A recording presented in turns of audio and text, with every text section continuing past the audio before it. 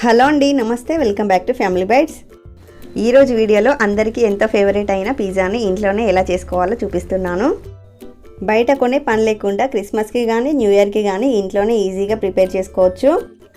బయట మనకి ఎలాంటి టేస్ట్ అయితే వస్తుందో సేమ్ అలాగే ఉంటుంది. తప్పకుండా ట్రై చేయండి. ఫస్ట్ దీనికోసం ఒక బౌల్లోకి అరకప్పు దాకా వేడి నీళ్ళు వేసుకోండి. ఇందులోకి 1 టేబుల్ స్పూన్ దాకా పంచదారని వేసి ఈ షుగర్ పూర్తిగా కరిగేంత వరకు కూడా కలుపుతూ కరిగించుకోండి. ఈ షుగర్ కరిగేలోపు ఈ వాటర్ కొంచెం గోరువెచ్చగా అవుతుంది. మనకి వాటర్ అనేది మరీ వేలు కాలిపోయేంత వేడిగా ఉండకూడదు, గోరువెచ్చగా ఉండాలి. ఇప్పుడు ఇందులోకి 1 టీ స్పూన్ దాకా డ్రై ఇన్స్టంట్ ఈస్ట్ని వేసుకోండి. ఈ ఈస్ట్ మనకి సూపర్ మార్కెట్లో ఈజీగా దొరుకుతుంది. ఇలా అంతా కలిపేసి మూత పెట్టి 15 నుంచి 20 నిమిషాల పాటు వదిలేసేయండి. 15 నిమిషాల తర్వాత దీనిపైన నురగలాగా ఫామ్ అవుతుందన్నమాట. అంటే ఈస్ట్ అనేది యాక్టివేట్ అయినట్లు అర్థం. ఇలా ఈస్ట్ అనేది యాక్టివేట్ అయ్యాక ఇప్పుడు ఒక మిక్సింగ్ బౌల్లోకి స్ట్రైనర్ని పెట్టుకొని 1.5 కప్పుల దాకా మైదా పిండిని వేసుకోండి. మీరు ఎగ్జాక్ట్ కొలతల్ని ఫాలో అవుతే పర్ఫెక్ట్ పిజ్జా అనేది వస్తుంది. ఇలా పిండిని జల్లించుకున్నాక ఇందులోకి 1/2 టీ స్పూన్ దాకా ఉప్పును వేసి కలుపుకోండి. ఇందులోకి యాక్టివేట్ అయిన ఈస్ట్ని వేసుకొని మిక్స్ చేసుకుందాము. ఒకవేళ పిండిలో నీళ్లు సరిపోలేదు అనుకుంటే గోరువెచ్చని నీళ్ళు వేసుకోండి, అంతేకాని చల్ల నీళ్ళు వేసుకోవద్దు. ఇక్కడ మీరు మైదా పిండికి బదులుగా గోధుమ పిండిని వాడుకోవచ్చు, కానీ బయట టేస్ట్ రావాలంటే మాత్రం కంపల్సరిగా మైదా పిండినే వాడాలి. పిండిని ఇలా కలుపుకున్నాక ఒక ప్లేట్లోకి తీసుకుని ఇందులోకి 1 టీ స్పూన్ దాకా ఆయిల్ని వేసి ఈ పిండిని బాగా నీడ్ చేసుకోవాలి. ఈ పిండి సాఫ్ట్గా అయ్యేంత వరకు కూడా 5 నిమిషాల పాటు నీడ్ చేసుకోవాలి. ఇది చాలా ఇంపార్టెంట్ స్టెప్ అన్నమాట. మనం పిండిని ఎంత బాగా కలుపుకుంటే పిజ్జా బేస్ అనేది అంత పర్ఫెక్ట్గా వస్తుంది.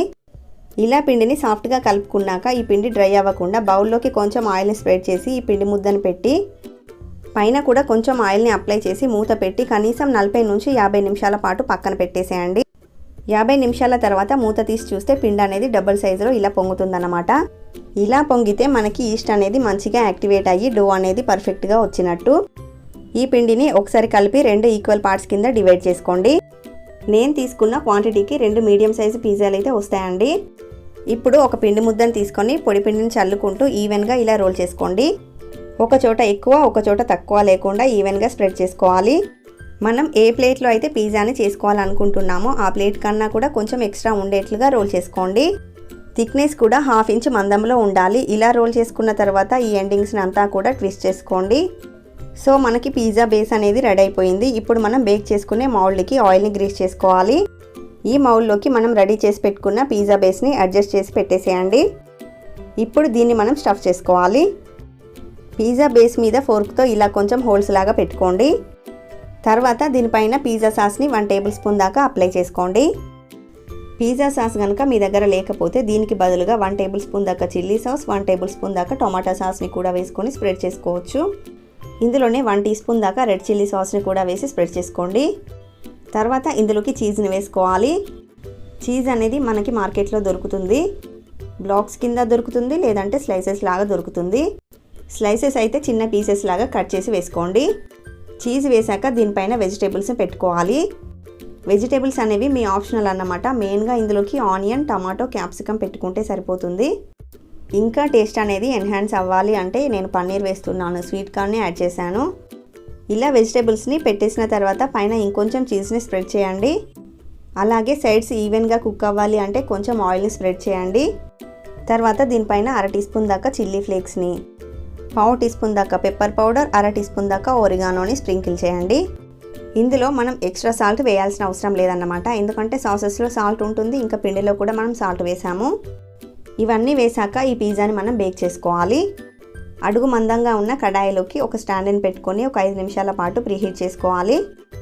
5 నిమిషాల తర్వాత మనం అరేంజ్ చేసుకున్న పిజ్జా మౌల్డ్ని ఇందులో పెట్టేసి 20 నుంచి 25 నిమిషాల పాటు లో టు మీడియం ఫ్లేమ్లో బేక్ చేసుకోండి. ఇది ఇలా కుక్ అవ్వడం స్టార్ట్ అయ్యాక వేరొక ప్లేట్లోకి ఇంకొక పిజ్జాని ప్రిపేర్ చేసి పెట్టుకుందాము. మీరు బేక్ చేసుకోవడానికి స్టీల్ ప్లేట్నైనా లేదంటే కేక్ మౌల్డ్నైనా యూస్ చేసుకోవచ్చు. ఇలా రెడీ చేసి పెట్టుకుంటే అది బేక్ అవ్వగానే ఇది పెట్టేసేయచ్చు అన్నమాట. 20 నిమిషాల తర్వాత ఒకసారి చెక్ చేయండి. అడుగున మనకి బేస్ అనేది గోల్డెన్ కలర్లోకి టర్న్ అవుతుంది అన్నమాట. అలాగే పైన చీజ్ అంతా కూడా మెల్ట్ అయిపోతుంది. ఈ స్టేజ్లో మనకు పిజ్జా అయితే రెడీ అయిపోయినట్లే.